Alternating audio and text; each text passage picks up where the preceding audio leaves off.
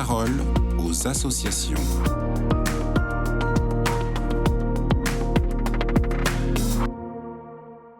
Bonjour à tous, bienvenue dans la parole aux associations. Alors aujourd'hui, on va parler des guides et scouts d'Europe avec Marie et Louise. Bonjour. Bonjour. Bonjour. Marie et Louise, vous êtes mère et fille, vous avez chacune prononcé votre promesse scout à 28 ans d'écart. Alors qu'est-ce que cette promesse scout signifie pour chacune de vous ? Alors en effet, pour moi, c'était il y a 30 ans et je m'en souviens encore comme si c'était hier, ce qui doit être le cas de tous les guides et scouts. C'est un moment très marquant parce qu'on le prépare pendant plusieurs mois, qu'il est associé à des rituels très précis, plein de sens, de symboles, avec notamment la veillée de promesse. Donc tout est fait pour que ce soit une grande étape de notre vie, un rite de passage qui nous engage pour la suite de toute notre existence. Et moi, j'ai été très impressionnée et fière en même temps d'avoir prononcé ma promesse, parce que je trouvais que c'était un bel idéal, une grande responsabilité. Je ne suis pas certaine de m'être rendue compte de la portée de cet engagement à l'époque. Et c'est petit à petit, dans les petits et dans les grands moments de la vie, que voilà, qu'elle s'est déployée avec moi et a pris son sens, donc y compris quand on a plus de 40 ans. Et moi, j'étais très impressionnée et assez stressée ce soir-là. Je savais que cet engagement était important. Mes cheftaines, ma CP et les autres guides m'avaient bien fait comprendre les conséquences de ces paroles que j'allais prononcer. Et en fait, plus j'avance dans ma progression scout et dans ma vie en général, plus je me rends compte que j'en suis fière, que grâce à elle, je suis motivée à plus rendre service.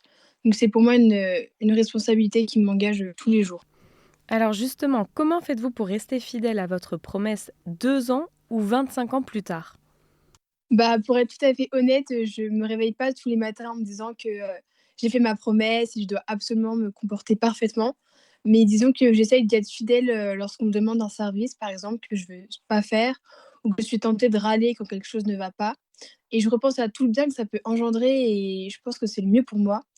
Et après, j'ai pas de trucs ou de pense-bête, mais j'ai dans ma chambre un cadre avec, le texte de la promesse et le voir, bah, du coup, avant de me coucher le matin, ça m'aide un peu à y repenser et j'ai aussi de la chance parce que dans mon entourage, il y a beaucoup d'autres personnes qui sont scouts, donc inconsciemment, je suis encouragée, à ça. Et alors pour moi, c'est un long chemin, je trouve, que de rester fidèle à sa promesse. Alors heureusement qu'on a toute la vie pour ça. Et je trouve qu'il y a des aspects de la promesse et de la loi scout qui sont plus ou moins faciles, plus ou moins naturels, en fonction de son caractère, en fonction de son parcours aussi, ou en fonction des moments de la vie.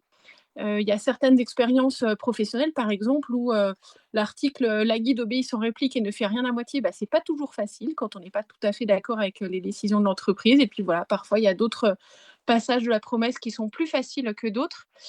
Et sur le fond, j'ai l'impression que la fidélité à la promesse, c'est un peu comme notre chemin de foi. Parfois, c'est lisse, droit, on a l'impression d'être vraiment pris par la main par le Christ. Et puis, il y a d'autres moments où c'est plus sinueux, où le chemin est plus pentu, il y a plus de cailloux. Et je trouve que c'est justement dans ces moments-là que la promesse, avec le secours de la foi, m'aide, me guide vraiment à passer ces caps difficiles. Et donc à la fin, moi je retiens vraiment l'article 8 de la loi scout. La guide sourit et chante dans les difficultés. Avec ça, avec un psaume que j'aime beaucoup, qui commence par «Je t'aime Seigneur, ma force, mon roc, ma forteresse, Dieu mon libérateur, le rocher qui m'abrite», et cetera. Et bien avec tout ça, je trouve qu'on est mieux armé pour une vie belle et joyeuse, y compris dans les difficultés. Merci beaucoup à toutes les deux pour votre partage. Je rappelle qu'on peut avoir plus d'informations sur les guides et scouts d'Europe sur le site internet scout-europe.org.